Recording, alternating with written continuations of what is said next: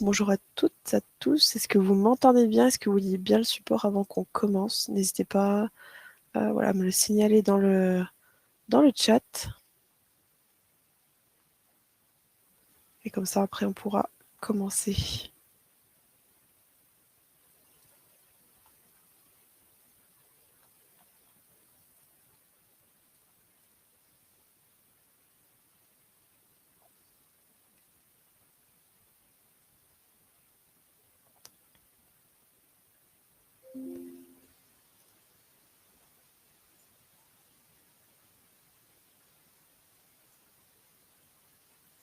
Vous m'entendez bien, du coup, c'est tout bon. Le support aussi, vous le voyez. Je sais qu'il y a un décalage normalement de 15 secondes entre le moment où je parlais et où vous m'entendez, mais voilà, c'est juste me mettre oui ou c'est OK, peu importe. OK, super. Hop. Donc aujourd'hui, on se retrouve dans le cadre des semaines de l'évolution professionnelle, donc qui se terminent aujourd'hui. Rapide retour sur les règles de ce webinaire. Donc vous avez la possibilité de me poser des questions via le chat et j'y répondrai en fin de webinaire ou au fil de l'eau. On verra comment on procède.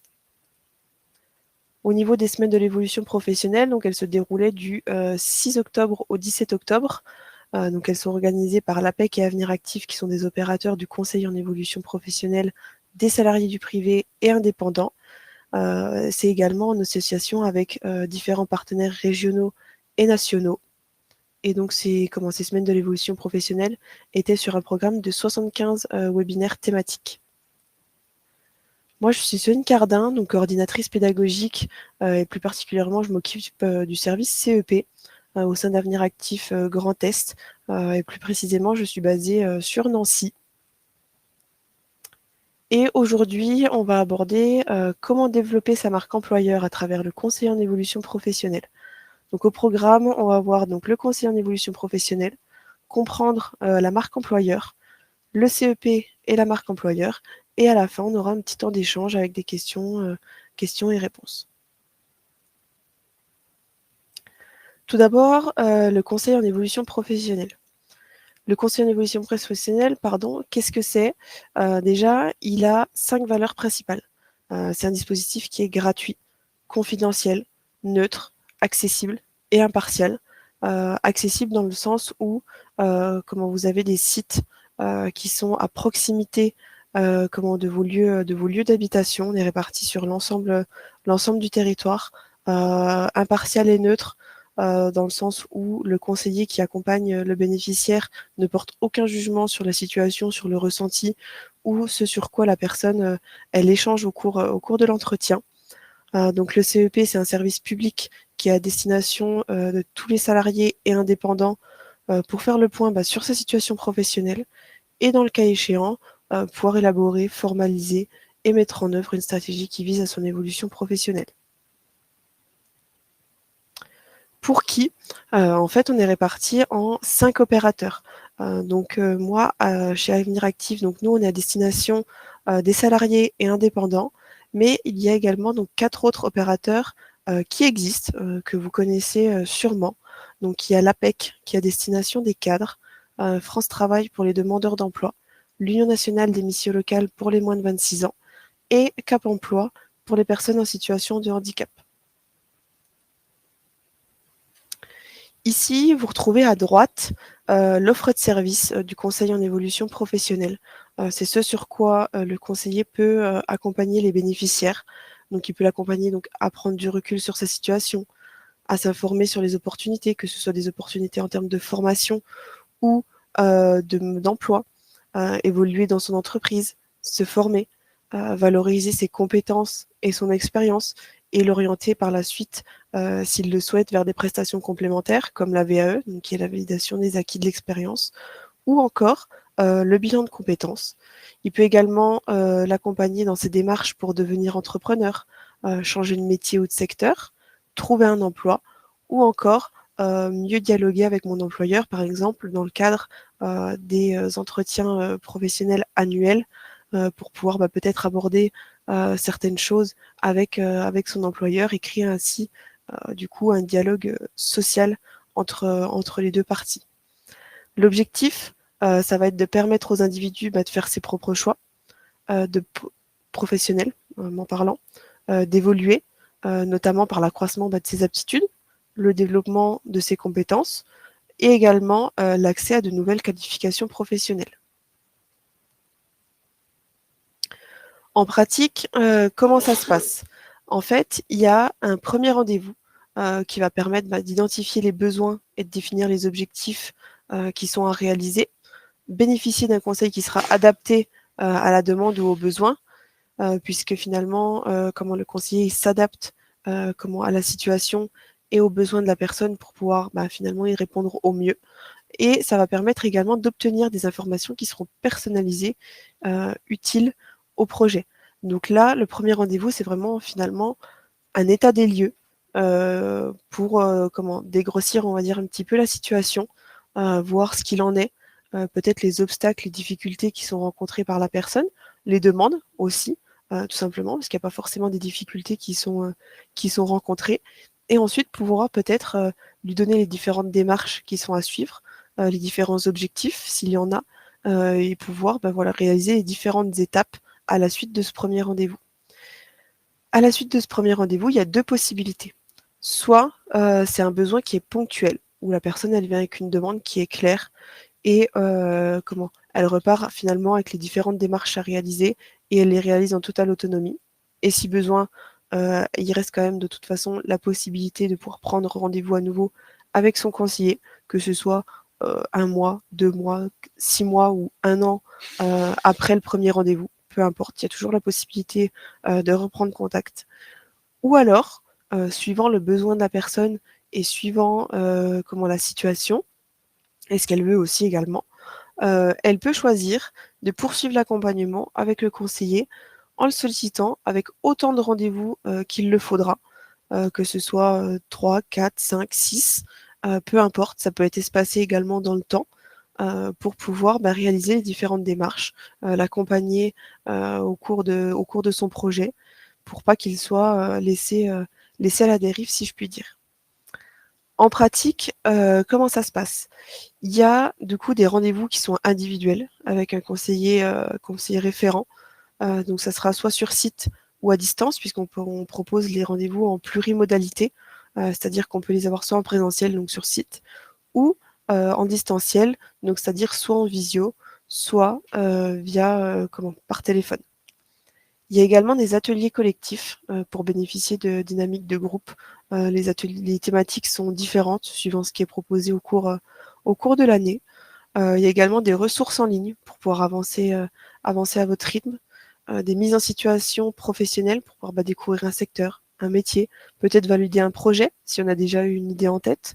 En fait, c'est des périodes de mise en situation en milieu professionnel, donc des PMSMP. Et en fait, la demande de convention peut être faite sur le site Immersion Facile.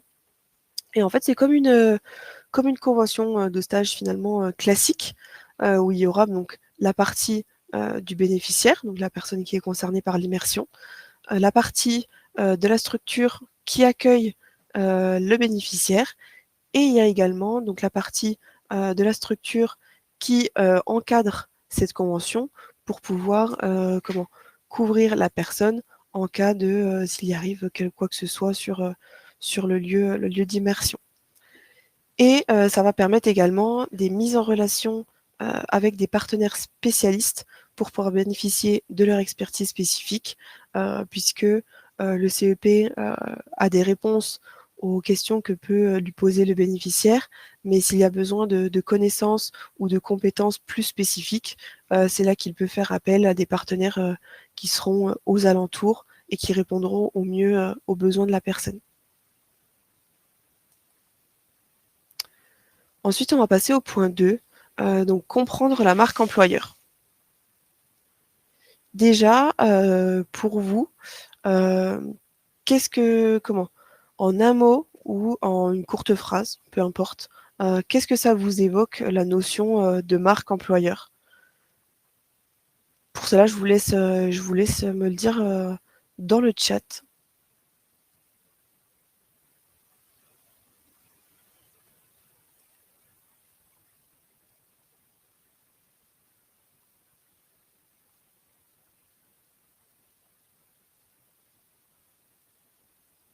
N'hésitez pas, hein, rapidement, en un mot ou une phrase relativement courte, pour vous, qu'est-ce que ça représente? L'image de l'entreprise, très bien. Valeur, image de marque personnelle.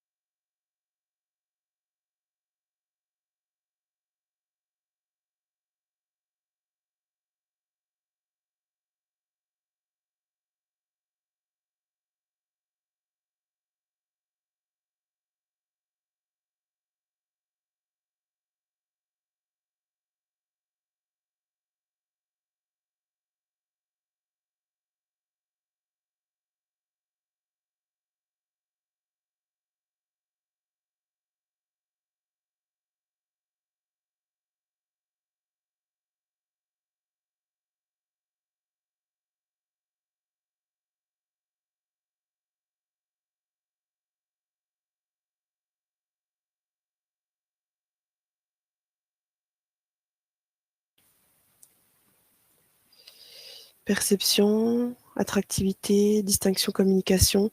Ok, donc on est plus sur finalement l'image qu'on perçoit de l'entreprise, sur comment... Ah, il y a peut-être eu un bug de micro, j'ai le casque des fois qui coupe et qui revient. Je sais pas si vous m'entendez à nouveau. Ok, super. Désolée, ça peut arriver que ça coupe, n'hésitez pas à me le dire dans le chat. Ok, donc on est plus voilà, sur l'image perçue, que ce soit en interne ou en externe de l'entreprise. Ok.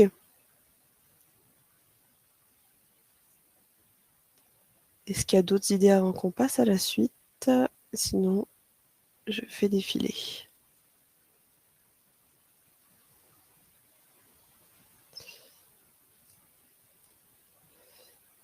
Hop, et on va passer à la suite. Alors, du coup, la marque employeur. Ça renvoie, donc, c'est l'image que l'entreprise, elle renvoie à la fois à ses salariés, ses clients ou encore ses prospects. Donc, elle permet différentes choses suivant à qui elle renvoie son image. Par rapport à ses salariés, ça va permettre de fidéliser les collaborateurs et collaboratrices, renforcer l'engagement et la motivation des salariés, améliorer l'expérience collaborateur et collaboratrice, puisque finalement, quand on a une bonne image de son entreprise, quand l'image qu'elle renvoie nous correspond et que on est en adéquation avec ce qu'elle renvoie et que, au contraire, ça ne pose pas question, ça ne pose pas problème, on va dire. C'est là que ça permet, voilà, quand on a une bonne image de la structure dans laquelle on travaille, on n'a pas forcément envie de la quitter. Bien au contraire, c'est qu'on s'y sent bien et qu'on a une bonne image finalement de l'entreprise pour laquelle on travaille. Il y a également l'image qu'elle renvoie à ses clients. Donc là, ça va permettre d'avoir une meilleure notoriété, améliorer la qualité de service proposé aux clients, attirer des clients qui partagent les mêmes valeurs.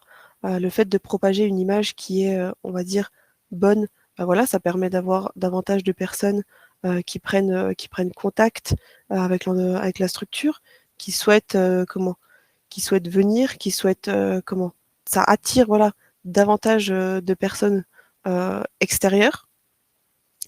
Et il y a également, du coup, ces prospects. Donc là, ça va permettre d'attirer les meilleurs candidats, se différencier des entreprises concurrentes, réduire les coûts du recrutement.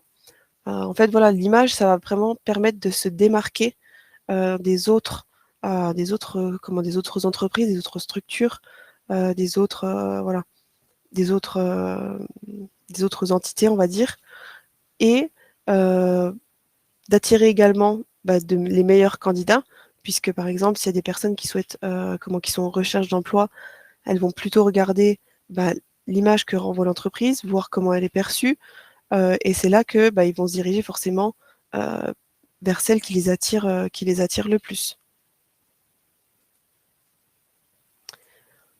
Au niveau des piliers de la marque employeur, il y a 3 piliers principaux.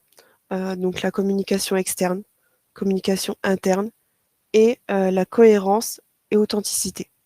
Au niveau de la communication en externe, c'est là qu'on retrouve la réputation en ligne, donc notamment par exemple avec les différents avis qui peuvent être rédigés en ligne, que ce soit sur Google ou autre plateforme. La présence sur les réseaux sociaux, suivant si vous êtes présent notamment sur les réseaux sociaux professionnels, que ce soit LinkedIn ou même ou également peut-être Facebook ou d'autres réseaux sociaux qui pourraient être utiles. Ça permet d'avoir un visuel sur l'entreprise, voir comment elle est présentée, voir peut-être les visuels également, ce qui peut être un indicateur.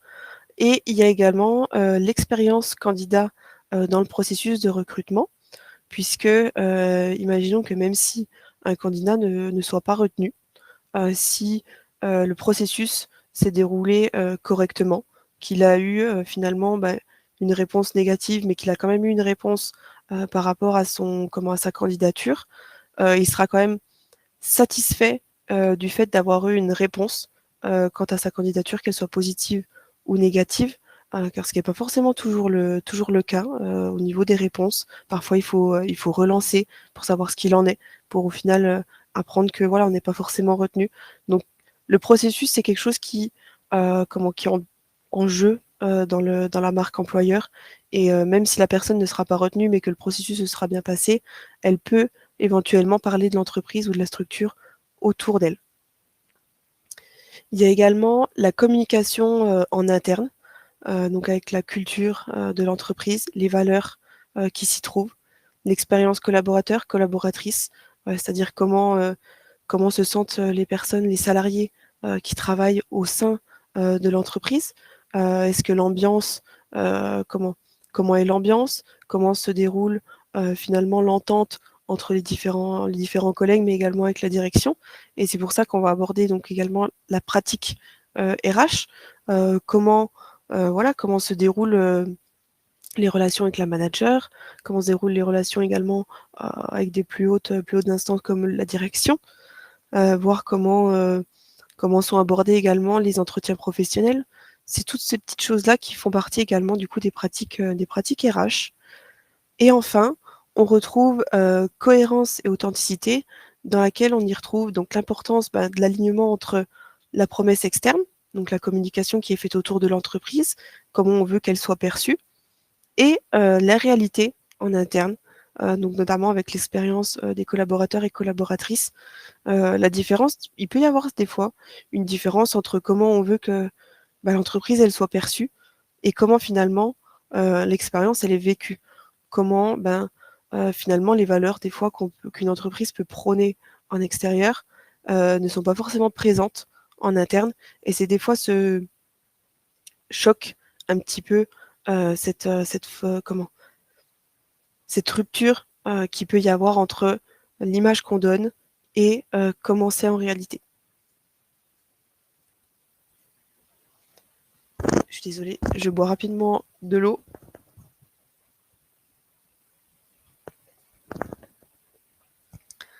Ensuite, il y a tout ce qui est défis et tendances actuelles en matière de marque employeur, notamment comment se différencier dans un marché saturé, savoir comment se démarquer par rapport aux différentes entreprises qui sont présentes sur le territoire, comment faire pour pouvoir sortir du lot. Il y a également l'importance de l'innovation dans les pratiques RH et de la flexibilité, notamment en termes de télétravail, de bien-être, de qualité de vie au travail. Le télétravail, c'est quelque chose qui est de plus en plus présent à l'heure actuelle, que ce soit du télétravail à 100% ou partiel, par exemple avec 2 jours par semaine. Le bien-être et la qualité de vie au travail, c'est également quelque chose où on fait de plus en plus attention pour fidéliser finalement les salariés, faire en sorte qu'ils se sentent bien sur leur lieu de travail et qu'ils n'aient pas forcément envie de quitter l'entreprise. Donc là, on parle vraiment de concurrence accrue pour les talents.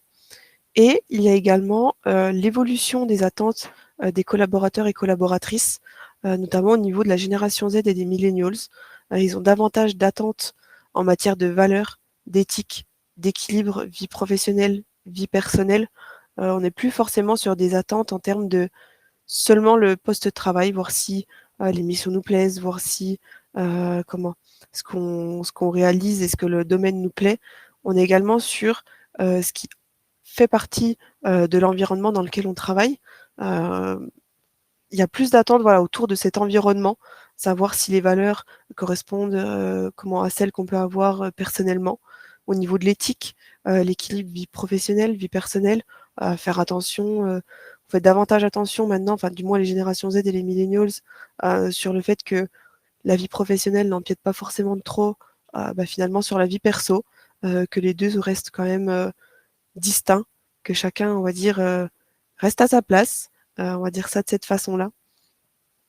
Et enfin, on retrouve également l'importance de la diversité, de l'inclusion et de la responsabilité sociétale des entreprises, notamment avec tout ce qui est le verdissement des entreprises.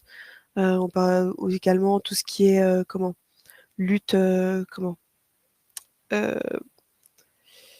je me le suis noté, pardon. Lutte contre les discriminations. Voilà, le mot m'avait échappé. Voilà, tout type de discrimination, tout ce qui est transition écologique aussi, qui est de plus en plus présente aujourd'hui. Voilà, donc ça c'est tout ce qui était en termes d'évolution des attentes à l'heure actuelle.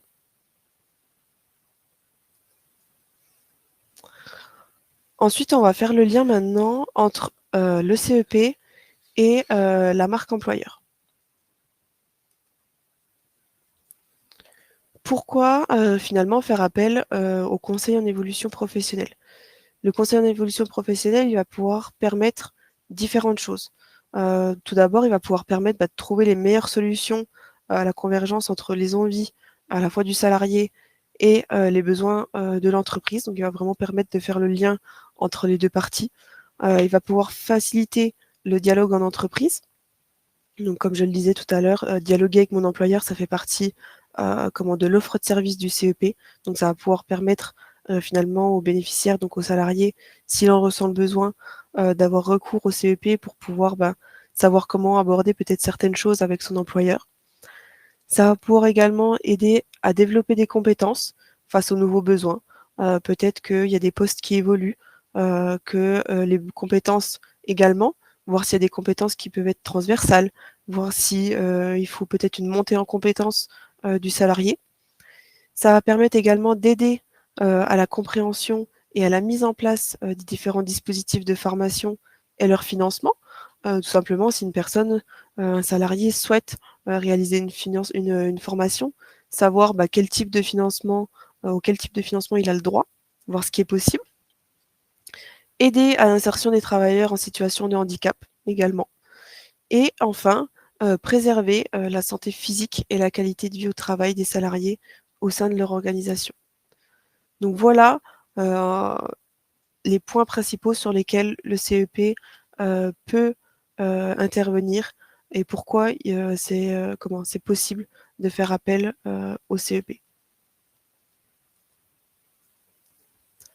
Au niveau de l'impact du CEP sur la marque employeur, donc le fait que l'employeur fasse appel au CEP, ça permet plusieurs choses, notamment le renforcement de l'attractivité de l'entreprise. Ça prouve un certain engagement envers les salariés. Ça permet une valorisation du développement professionnel. Ça permet également la fidélisation et l'engagement des talents, avec l'amélioration de la satisfaction des salariés, un engagement qui sera plus accru. Et enfin, ça permettra également l'alignement des compétences avec les besoins de l'entreprise, avec la gestion proactive des compétences, une agilité organisationnelle. En fait, ça va permettre différentes choses. En fait, ça répond finalement à plusieurs enjeux, que ce soit par exemple à un enjeu de qualité de vie et conditions au travail. Si par exemple vous avez un salarié qui est démotivé ou qui est en situation d'épuisement professionnel, le conseiller, il va pouvoir aider votre salarié à prendre du recul et trouver des appuis ou des structures pour pouvoir reprendre pied dans son environnement professionnel. Et il faut savoir que le CEP, pardon, il ne travaille pas seul, il travaille en appui avec avec d'autres partenaires en réseau pour pouvoir répondre au mieux aux besoins du salarié. Ensuite, il y a d'autres enjeux également, un enjeu également d'employabilité. Si vous avez un salarié qui est en situation de fragilité, parce qu'il présente peut-être un risque d'inaptitude ou qu'il occupe un poste qui est menacé, bah, vous, en tant qu'employeur, forcément, vous êtes soucieux d'anticiper peut-être la rupture professionnelle et la rupture sociale de ce salarié. Et en fait, rencontrer très tôt un conseiller, ça va lui permettre bah, de commencer peut-être un travail de deuil sur son emploi actuel, d'anticiper bah, la suite de sa carrière. Et le CEP, ça va lui permettre aussi bah, de passer d'une reconversion qui peut être subie à une reconversion qu'on peut dire réussie. Il y a également un enjeu de compétences. Si par exemple vous avez un salarié qui souhaite peut-être se reconvertir, c'est là que le CEP bah, il va pouvoir l'aider peut-être à construire son projet avec une enquête métier, des périodes de mise en situation au milieu professionnel, le choix de la formation et de l'organisme de formation. Et en fait, il va appuyer la mobilisation des dispositifs de financement, comme par exemple le projet de transition professionnelle. Et enfin, il y a également un enjeu de formation. Si par exemple, vous avez un salarié qui il souhaite développer ses compétences, il sent qu'il a besoin de se former pour évoluer, mais il hésite. Il ne sait pas forcément, il s'interroge sur les financements qui sont possibles. C'est là que le CEP, pardon, il va pouvoir lui permettre de dédramatiser finalement l'entrée en formation, d'identifier les compétences à acquérir et la modalité peut-être la plus adaptée pour lui, choisir un organisme de formation et trouver finalement le type de financement qui sera le plus adapté à sa situation. Donc voilà ce que le CEP, il peut répondre à ces différents enjeux, que ce soit donc, voilà, l'enjeu de formation, compétences, employabilité, qualité de vie, comment, au travail, et le fait que l'employeur fasse appel à à ce conseil en évolution professionnelle, à ce dispositif, ça va permettre ces différentes choses et voilà les impacts que ça peut avoir derrière. Là, pour vous, si je vous demandais quelle action simple un employeur pourrait mettre en place pour valoriser le CEP auprès de ses collaborateurs, qu'est-ce que ça pourrait être?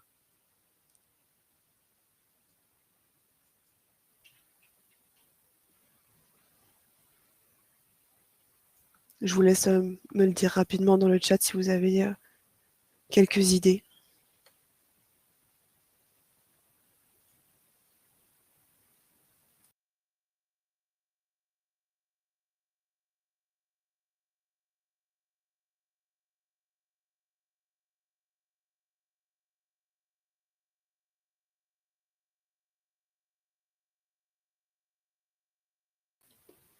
Ok, prendre rendez-vous. Donc vous, en tant qu'employeur, peut-être prendre rendez-vous directement avec le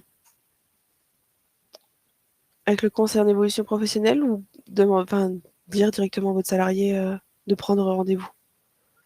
Communication en interne, mettre des affiches dans la salle de pause, une réunion d'information générale avec un conseiller CEP, oui. C'est des choses qu'on peut réaliser également, les informations générales. On peut très bien faire une information collective au sein de votre entreprise, que ce soit en présentiel ou en distanciel, avec l'accord du coup de l'employeur pour informer les salariés sur ce dispositif. Faire intervenir un CEP dans une réunion RH. Cette information doit apparaître dans les entretiens professionnels. Oui, tout à fait. L'employeur se doit d'informer ses salariés sur le conseil en évolution professionnelle. C'est mieux de les prévenir en amont de ces entretiens-là pour pouvoir, si jamais les salariés, si jamais ils en ont besoin, peut-être avoir recours au CEP pour pouvoir se préparer finalement à ces entretiens.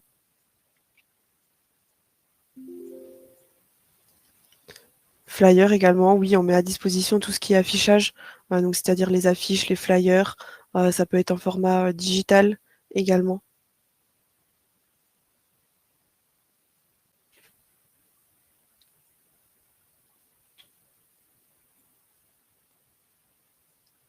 Est-ce que le CEP, c'est quelque chose que vous connaissiez déjà ou pas du tout? Ou alors un petit peu, mais sans trop peut-être de détails?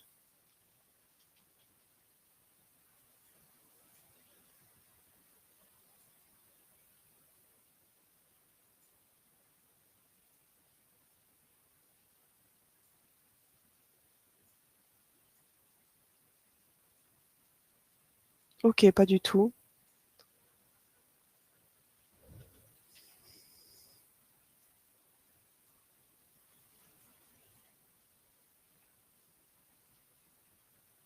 Ok, pour moi, CEP, c'était Pôle emploi.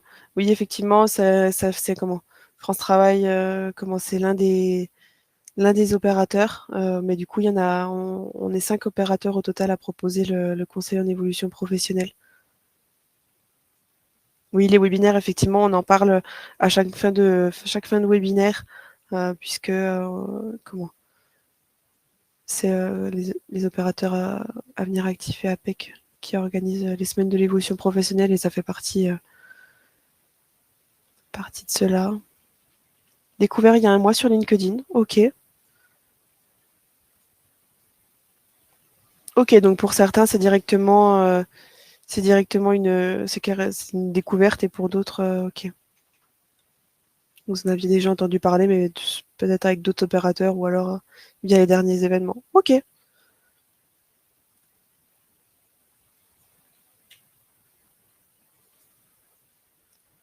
très bien.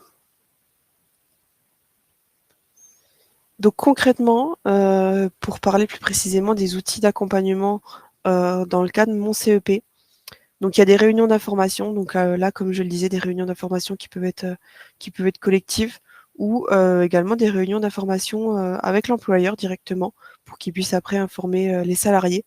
Mais des réunions d'information collective peuvent être mises en place avec l'accord de l'employeur, que ce soit à distance ou en présentiel, suivant ce qui est le plus, ce qui est possible.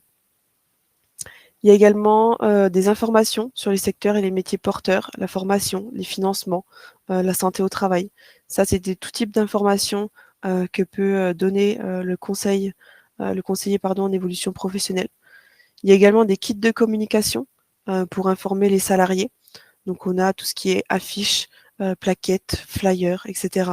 Vraiment, il y a toute une communication qui est réalisée autour du conseiller en évolution professionnelle pour donner un maximum d'informations avec les différents contacts en cas de besoin.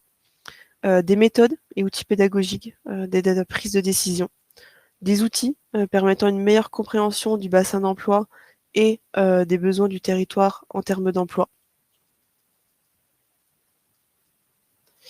Et là, alors, je vais devoir vous partager mon écran. Donc, hop, je vais juste me mettre rapidement sur le support pour pouvoir vous montrer en fait une petite vidéo d'un témoignage d'une dame. Donc, c'est témoignage de Sophie, qui est responsable partenariat pour mon CEP. Alors, je lance juste.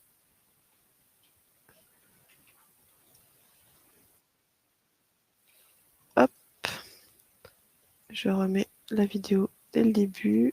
Je vais vous partager ma fenêtre avec le son, ça sera mieux. Hop. Si jamais il n'y a pas le son, n'hésitez pas à me le dire dans le chat. Hein.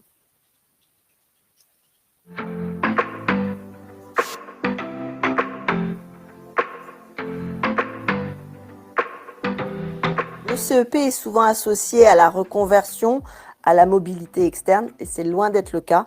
Le CEP, c'est un outil qui peut contribuer à soutenir des stratégies RH d'entreprise en étant utilisé pour promouvoir la réflexion auprès des salariés, de les amener à faire le point, à travailler leurs compétences dans un environnement neutre, en toute confiance et en dehors de l'entreprise. Et ça porte effectivement pour l'entreprise des salariés qui deviennent acteurs de leur parcours professionnel et aussi force de proposition par rapport à des souhaits d'évolution en interne. On est intervenu auprès des services RH d'une entreprise de l'agroalimentaire. Eux souhaitaient inscrire le CEP comme un outil mobilisable pour le salarié pour préparer les entretiens professionnels. L'objectif était de pouvoir donner un temps d'échange aux salariés en dehors de l'entreprise pour qu'ils apprennent à construire, à réfléchir à une stratégie d'évolution dans l'entreprise. Pour des entreprises, c'est important de maintenir effectivement le dialogue professionnel et je pense que le CEP peut aider et peut contribuer à faire converger effectivement des stratégies d'entreprise et des stratégies individuelles.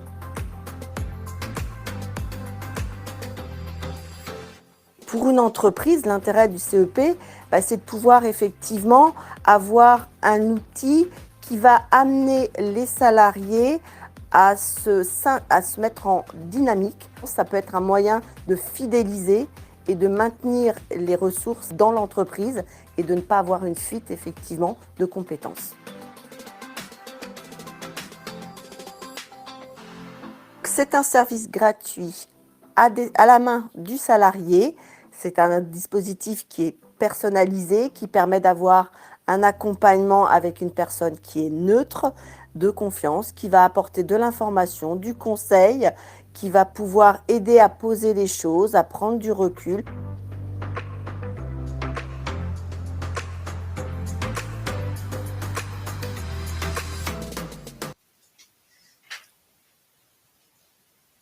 Hop.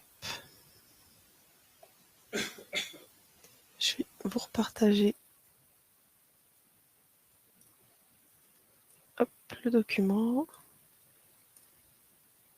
Voilà. Qu'est-ce que vous en avez pensé peut-être de ce témoignage de Sophie? Qu'est-ce que vous en pensez de tout ça? Est-ce qu'il y a des choses que vous voulez nous partager?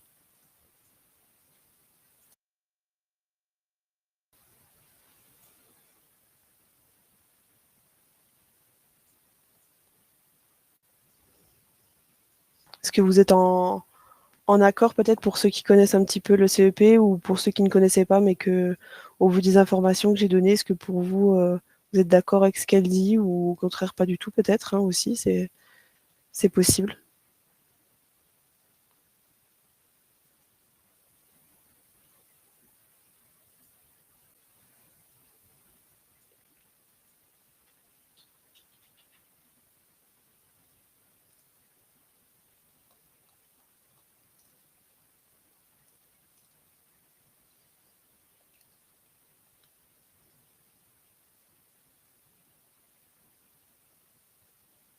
Pas d'autres réactions, sinon je passe à la suite.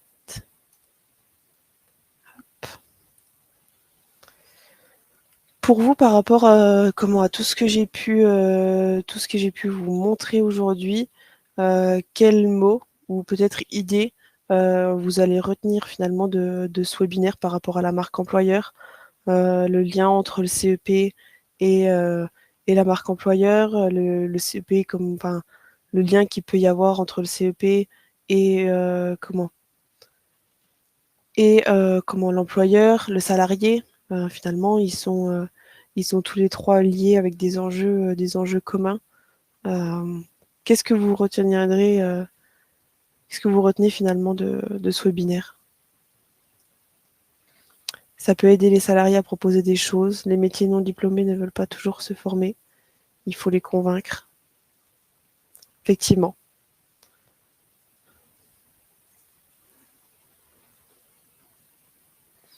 Ça peut aider, voilà, oui, effectivement, à être un peu être force de proposition dans leur lieu de travail et être finalement acteur aussi de leur vie professionnelle. Évolution, fidélisation, gage de fiabilisation dans la relation salarié-employeur, soutien RH, CEP également un pilier, complémentarité entre les services internes et le CEP, permet aux salariés à évoluer, effectivement.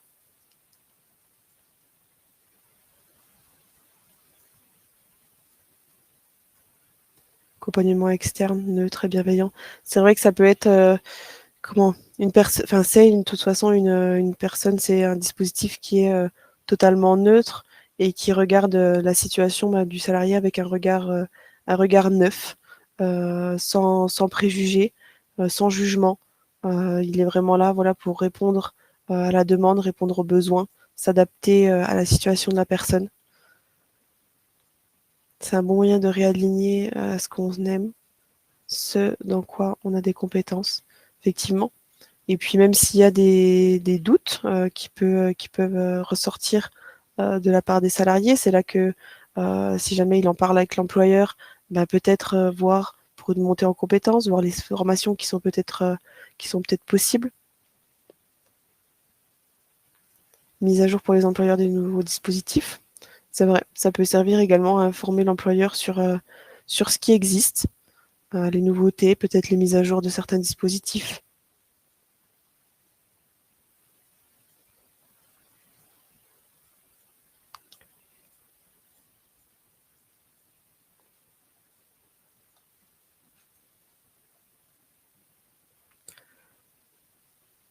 En fait, voilà, il faut vraiment voir le CEP finalement comme un appui, comme un outil, un moyen d'arriver, de parvenir à une situation. Le CP, il n'est pas là pour remplacer quoi que ce soit, mais plutôt pour aider dans une situation précise. Le service RH doit absolument communiquer davantage sur l'évolution de ses salariés afin de les fidéliser et de les faire participer à la marque employeur. Effectivement. C'est vrai que permettre aux salariés d'avoir une perspective sur, euh, sur une évolution possible, sur une montée en compétences, peut-être évoluer sur un autre poste, euh, c'est une communication qui peut être faite. Ça permet à la personne de se projeter aussi et de vouloir rester dans l'entreprise en vue de pouvoir évoluer sur un autre poste au sein de la même entreprise dans laquelle il peut très bien se sentir.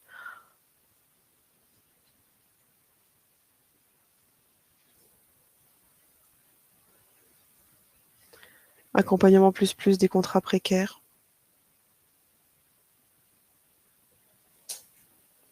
CEP très intéressant pour les TPE ou PME qui n'ont pas de DRH.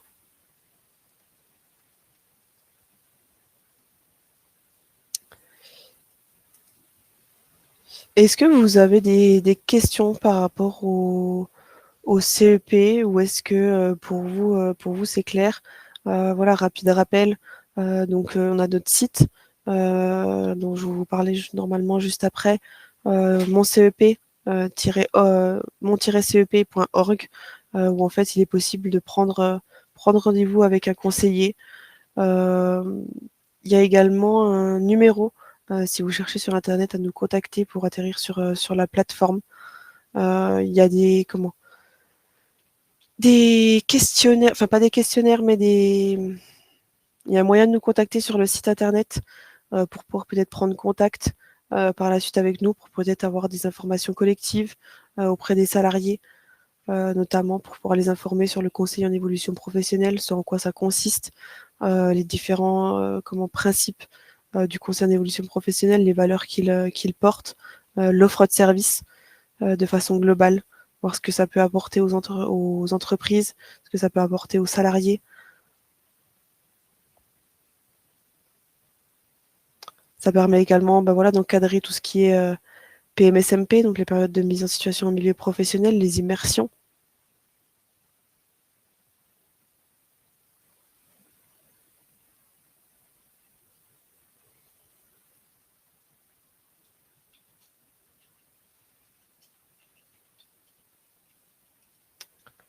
Donc voilà, comme je vous le disais, donc c'est là que voilà, bien notre site internet, donc mon-cep.org. Donc vous allez sur la rubrique Je trouve mon conseiller. C'est là que vous allez pouvoir finalement rentrer votre situation, la situation dans laquelle vous vous trouvez actuellement, votre localisation et le rayon de mobilité sur lequel comment vous êtes prêt ou prêtes à vous déplacer autour de votre localisation.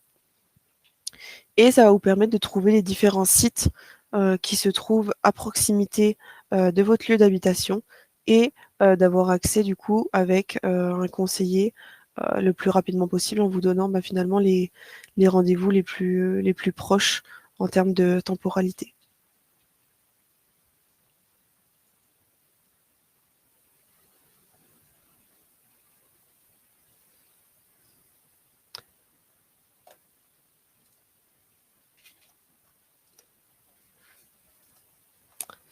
Je ne sais pas si vous avez la possibilité ou pas de télécharger le support, parce que j'ai animé un autre webinaire, mais c'était en format atelier et il y avait la possibilité de le télécharger.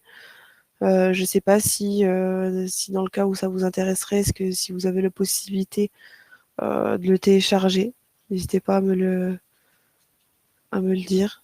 Sinon, si ça vous intéresse d'avoir le support et que vous n'en avez pas la possibilité, je peux voir pour qu'on vous le communique.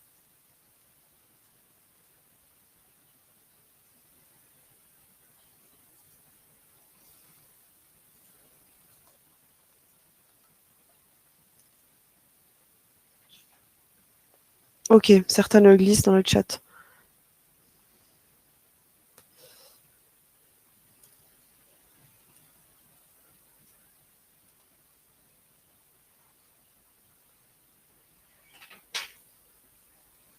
Alors, je sais pas si ça va fonctionner. Parce que je sais pas si ça aura déposé. Peut-être que le...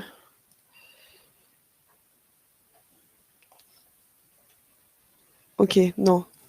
Ça a déposé que la slide. Euh...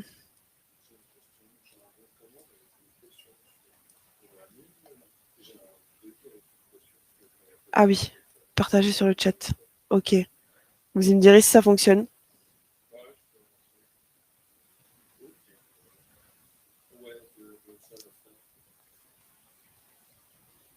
Parce que là, la première image que j'ai partagée, c'est en fait c'est juste une slide.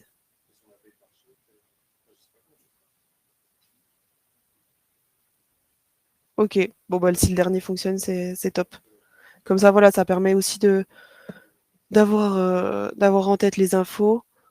Si jamais vous voulez peut-être les revoir ça à tête reposée.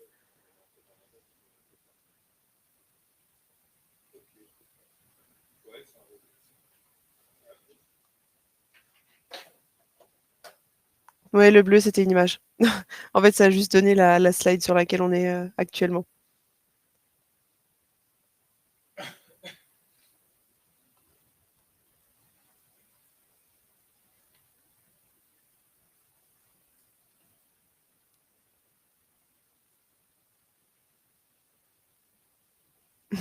Il n'y a pas de quoi.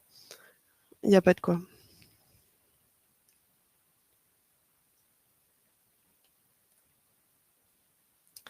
Bah écoutez, je vous remercie voilà, pour votre attention, en espérant que voilà, ça a pu vous apporter peut-être des précisions, des informations, peut-être des connaissances que vous n'aviez peut-être pas avant, que peut-être ça sera un moyen de réflexion aussi.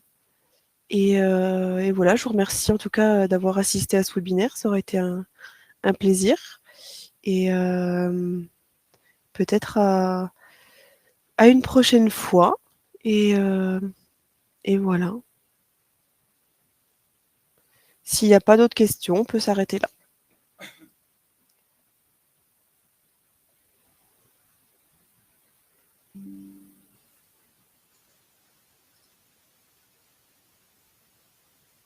Voilà, n'hésitez pas en tout cas à vous rendre sur notre site internet. Ça permet également de prendre rendez-vous, mais ça permet aussi d'avoir un certain nombre d'informations. N'hésitez pas à vous renseigner si besoin.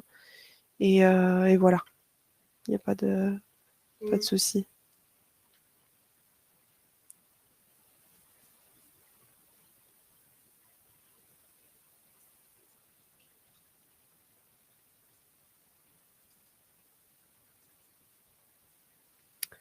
Eh bien, je vous souhaite une bonne après-midi, un très bon week-end, puisqu'on est vendredi.